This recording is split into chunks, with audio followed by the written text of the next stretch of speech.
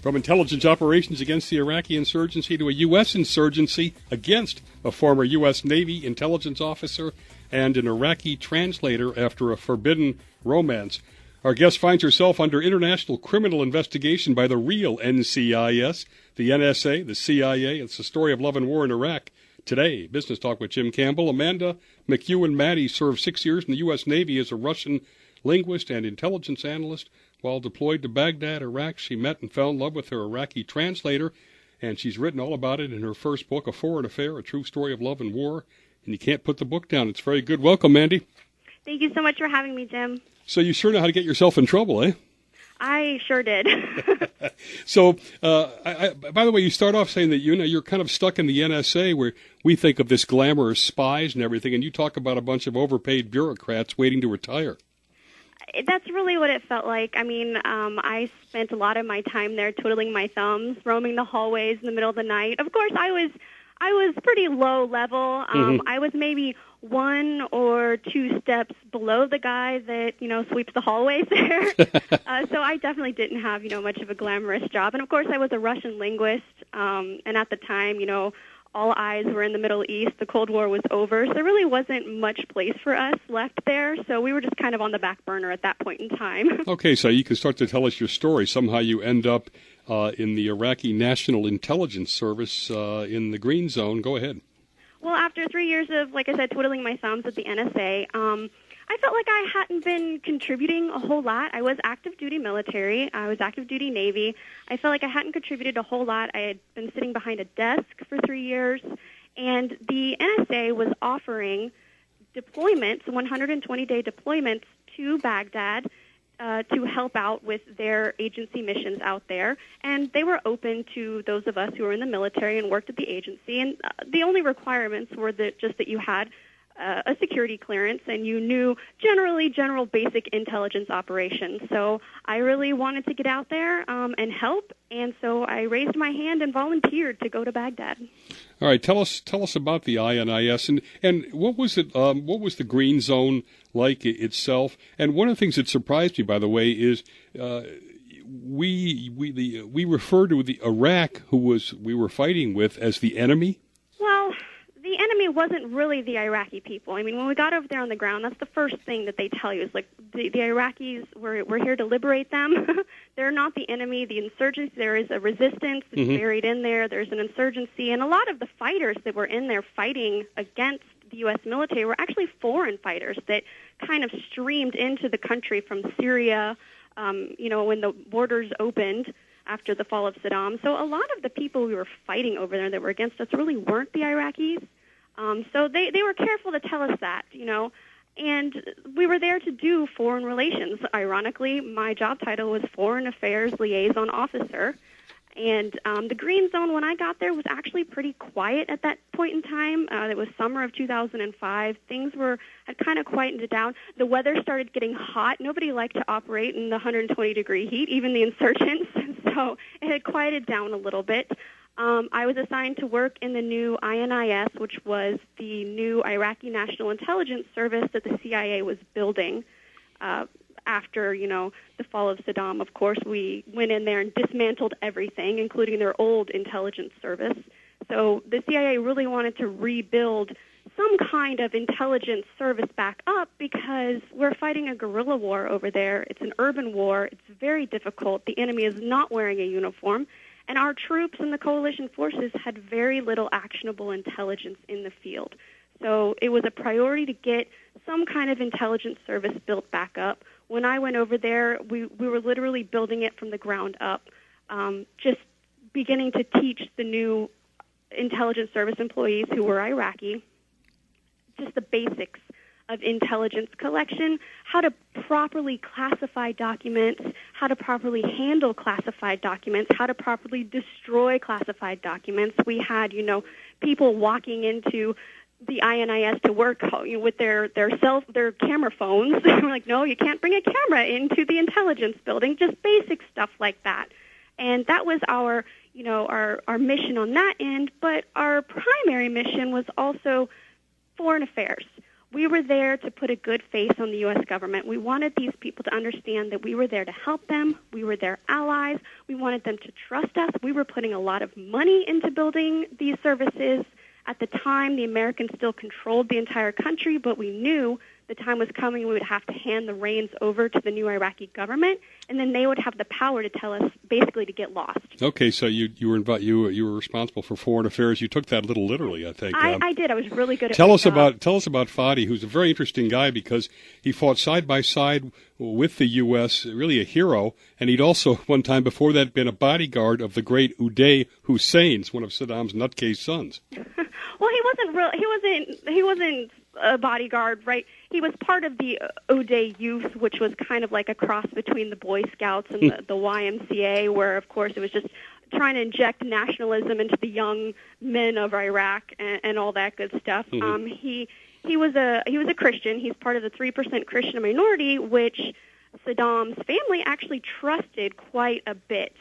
They knew that the Christians were such a small minority, they would never rise up against them. So a lot of Saddam's inner circle were Christians. His private cook, his vice president, Tariq Aziz was Christian, stuff like that. So that's kind of how Fadhil stumbled into that. And he did some low-level security guard work, at some of the palaces. But he was a college boy. He was a young college boy. He was at the University of Baghdad majoring in English. And he'll tell you, I went to everybody wanted to go to the engineering college or to become a doctor. I wanted to go to the language school because it had more hot girls. Okay. So he was majoring in English, and, the war came while he was in his senior year of college, and he was literally plucked off of his neighborhood street by an army captain whose convoy rolled into the neighborhood and was going house to house, searching they were still looking for the WMDs at the time, and they had no translator with them, nobody that spoke Arabic. And, of course, nobody in Fadhil's neighborhood spoke English, and these soldiers, they weren't doing anything wrong by our standards, but, they're patting down the women, and they're going through, the lingerie drawers in the bedroom and stuff like that, so it was building tension. The army captain knew the tension was building. Everybody in Iraq, of course, is armed. There's an AK-47 in everybody's house. He knew that things weren't going well. So he literally started walking down the street screaming at the top of his lungs, "Does anybody here speak English? Does anybody speak English?" And Fadhil said, "I guess I got to go." So he went. He helped out that army captain for that day, and the captain said, "Do you want a job?" And he literally, I believe that army captain paid Fadhil for the next year out of his own pocket. And he really lived through both the first Gulf War and this one and really felt that we've destroyed the country? He doesn't feel that we destroyed the country, or anything like that. He understands why we went in there. He doesn't blame us at all for going in there and bringing down Saddam. Saddam was a tyrant. He was a dictator. He was a tyrant. We thought that we were doing the right thing. And the Iraqis thought that we were doing the right thing. Look, you can look back at as soon as Saddam fell, they were tearing down the statues, and they were cheering, and they were greeting us with hugs and kisses. You know what I mean? They were happy about it, for the most part. Some of them really didn't care. Most of the Iraqis weren't loyal to Saddam, didn't, bemoan him leaving. They were loyal to him because they had to be. Now, the problem came is what I think a lot of Iraqis thought, that when the Americans rolled in there and got rid of Saddam, in a year we were going to turn Iraq into New York City. Yeah. There's going to be a Disneyland at every end and a McDonald's on every corner, and when that didn't happen, they got a little upset. So while this is going on, you and Fadhil develop a relationship which I guess is illegal, right, in terms of the military orders not to fraternize? Well, it really wasn't illegal. It's a real gray area. Even the military knows that you can't regulate emotions. You can't regulate love. There's even a story of two male U.S. military people who actually converted to Islam and went out and got married to two Iraqi women on a street corner while they were stationed, in Iraq. Double standard, you think? Well, the thing is that even for them, the military even said, look, we can't prosecute you for getting married. We can't prosecute you for falling in love. They ended up getting, one of them got prosecuted because he did actually abandon his post to go to his wedding. So, of course, they got him for that. Fadi and I, we didn't meet, out on a street patrol. We worked together side by side every single day, 6 days a week for several months. Wow. You're listening to Business Talk with Jim Campbell over the Biz Talk Radio Network, 350 stations around the country. And you can go to biztalkradio.com, find the station closest to you, listen over the Internet, access our podcasts. Our guest, Amanda Matti, former U.S. Navy intel analyst in Iraq. She was mainly in the green zone, but she did spend some time right out in, I just hear how dangerous it was the way you talk all the time. Tell us what it was like on that base near the Syrian border. Well, it was a small Marine camp in the middle of nowhere. I felt like I was on Mars. And it was pretty much the front lines of the war at that time. All the foreign fighters were flowing in from Syria. The insurgency was building strength on a daily basis. There was an awful attack at that time that we were actually at that camp on 2 3-man sniper teams who were literally slaughtered. Mm-hmm. It was, there was a story in the New York Times about that, and that happened while we were there. So it was pretty intense, and we were out there because of that reason, because they were very short on actionable intelligence. Every time a Marine left the wire, or the Marines left the wire, somebody was dying. IEDs, ambushes. They were doing coordinated ambushes. That's how those 6 Marines died. It was a coordinated ambush that was videotaped. I was going to say, and Fadi becomes kind of a hero, right? Because he deduces how they can figure out where who was involved because of where the video gets developed. Well, it's just a classic case of somebody who has lived in the country all their life is always going to be able to pick up on something faster than a foreigner will be able to. And Fadi, and that's another reason we used Iraqis to help us in these intel operations, because just naturally they were better at it. Fadi, he doesn't call himself a hero. It was just an observation that he was able to make when that attack was videotaped. Of course, they usually send those tapes. They usually have to go back to Baghdad or some place that has the technological capabilities. Back then, this is 11 years ago, 12 years ago, that has the technological capabilities of editing them. They, of course, put their little opener on it. They put their soundtrack music on it. So it takes, advanced editing equipment and software to do that.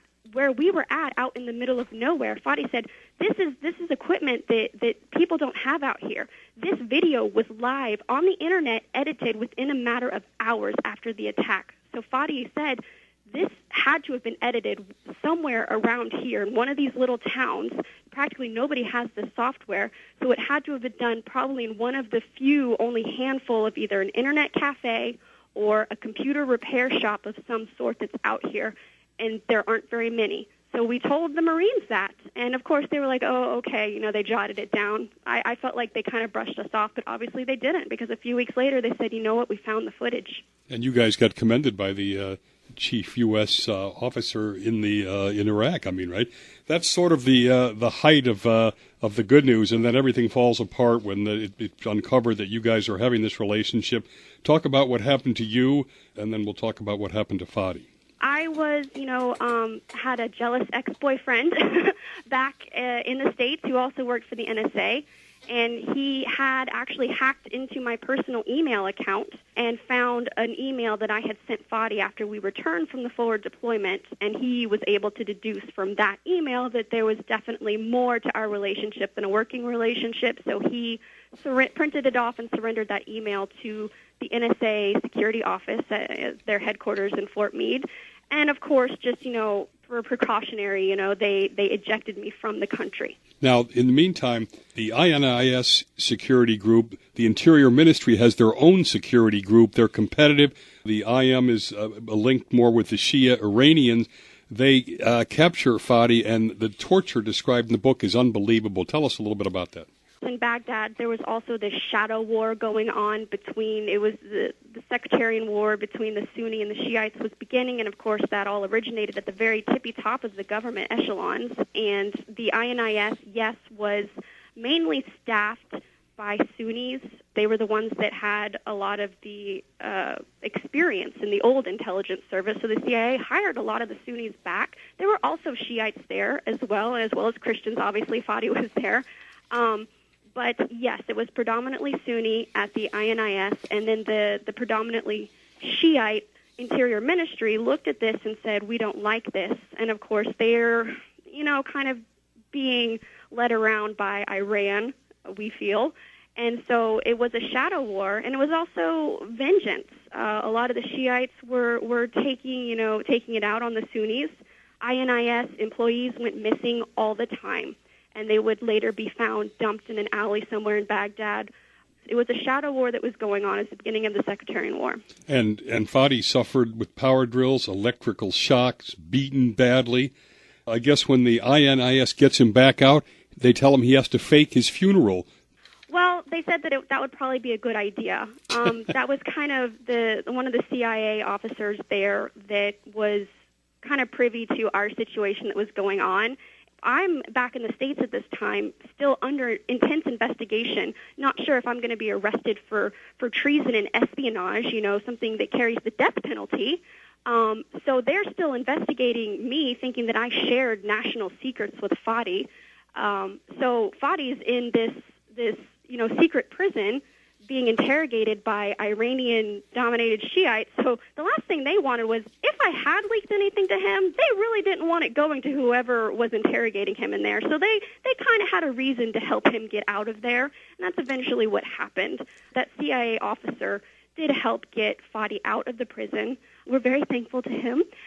And then, of course, he said, look, Amanda has filed for you to go to the U.S. Her case is going to be closed soon probably because you guys didn't do anything wrong. The NCIS is just a dog with a bone right now. They don't want to let it go, but we know that you're going to be out of here soon. It would be best for everyone if you just kind of faked your death. Actually, we've already faked it for you. Here's your death certificate.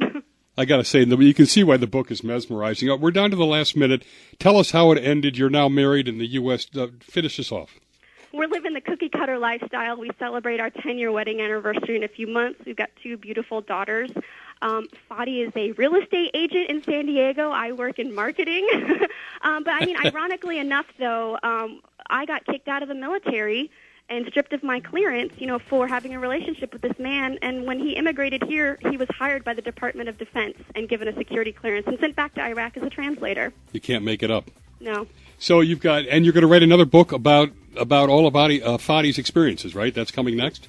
It's done. I finished it. It's in the post-production process right now, the editing, voicing the Eagle, about the 2 years he spent literally bleeding with our U.S. military, helping them even before we met. I look forward to it because you told me that he's really suffered violent, PTSD-type nightmares for years, right? He has. He's gotten a lot better now than it was. The first couple of years were the worst. But, it's just like any American soldier that has come out of that. It does a number on you. Well, I'm glad the story has ended up a happy ending inside Love and War. And her book is A Foreign Affair, a true story of love and war. You can go to her website, amandamatti.com, M-A-T-T-I. She's got her next book coming. What's the name of the book again? Fadhil's book is Voicing the Eagle. Voicing the Eagle. By the way, this is a great movie, too, this book. I don't know. Somebody ought to make it. You're listening to Business Talk with Jim Campbell. Thank you, Amanda, very much.